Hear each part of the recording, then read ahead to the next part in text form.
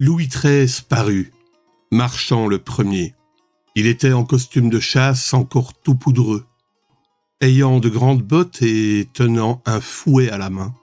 Au premier coup d'œil, D'Artagnan jugea que l'esprit du roi était à l'orage. Cette disposition toute visible qu'elle était, chez Sa Majesté, n'empêcha pas les courtisans de se ranger sur son passage. Dans les antichambres royales, mieux vaut encore être vu d'un œil irrité que de n'être pas vu du tout.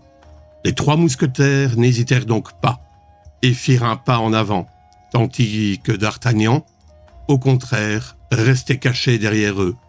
Mais quoique le roi connût personnellement Athos, Porthos et Aramis, il passa devant eux sans les regarder, sans leur parler et comme s'il ne les avait jamais vus.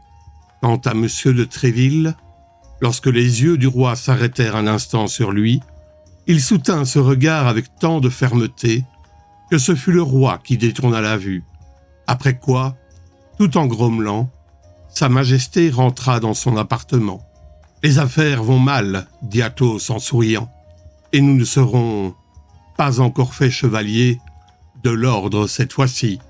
Attendez ici 10 minutes, dit M. de Tréville, et si au bout de 10 minutes vous ne me voyez pas sortir, retournez à mon hôtel, car il sera inutile que vous m'attendiez plus longtemps. » Et 4 jeunes gens attendirent 10 minutes, un quart d'heure, 20 minutes, et voyant que M. de Tréville ne reparaissait point, ils sortirent fort inquiets de ce qui allait arriver.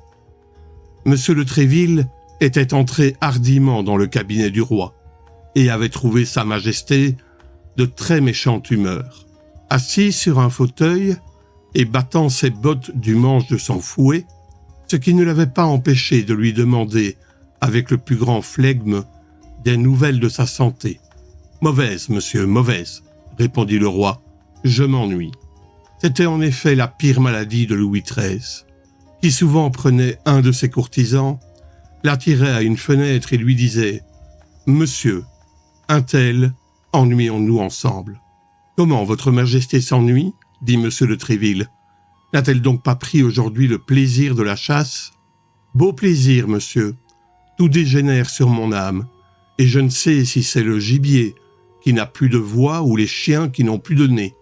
Nous lançons un cerf 10 cors, nous le courons 6 heures, et quand il est prêt à tenir, quand Saint-Simon met déjà le cor à sa bouche, pour sonner l'alali, crac, toute la meute prend le change et s'emporte sur un daguet.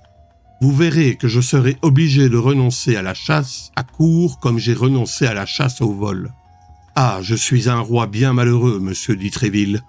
Je n'avais plus qu'un gerfaut, et il est mort avant-hier. En effet, sire, je comprends votre désespoir, et le malheur est grand. Mais il vous reste encore, ce me semble, bon nombre de faucons, d'éperviers et de tiercelets. Et pas un homme pour les instruire. Les fauconniers s'en vont. Il n'y a plus que moi, qui connaissent l'art de la vénerie. Après moi, tout sera dit, et l'on chassera avec des traquenards, des pièges, des trappes, si j'avais le temps encore de former des élèves. Mais oui, monsieur le cardinal est là qui ne me laisse pas un instant de repos, qui me parle de l'Espagne, qui me parle de l'Autriche, qui me parle de l'Angleterre.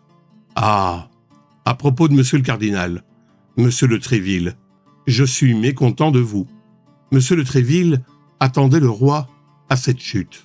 Il connaissait le roi de longue main.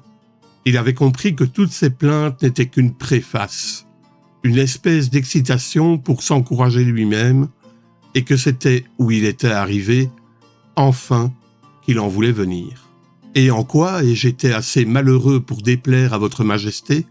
demanda M. de Tréville, en feignant le plus profond étonnement. « Est-ce ainsi que vous faites votre charge, monsieur ?»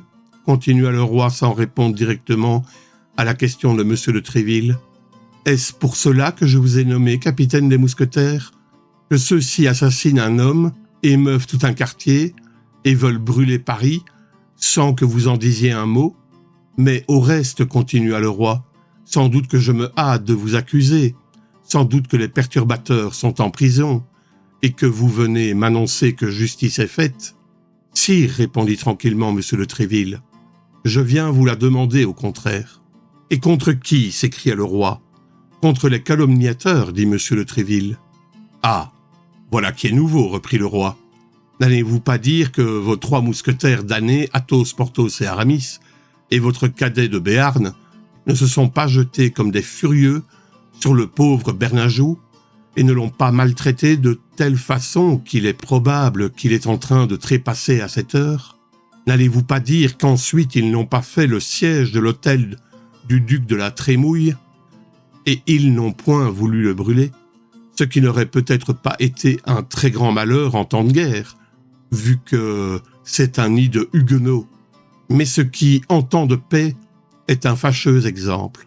Dites, n'allez-vous pas nier tout cela ?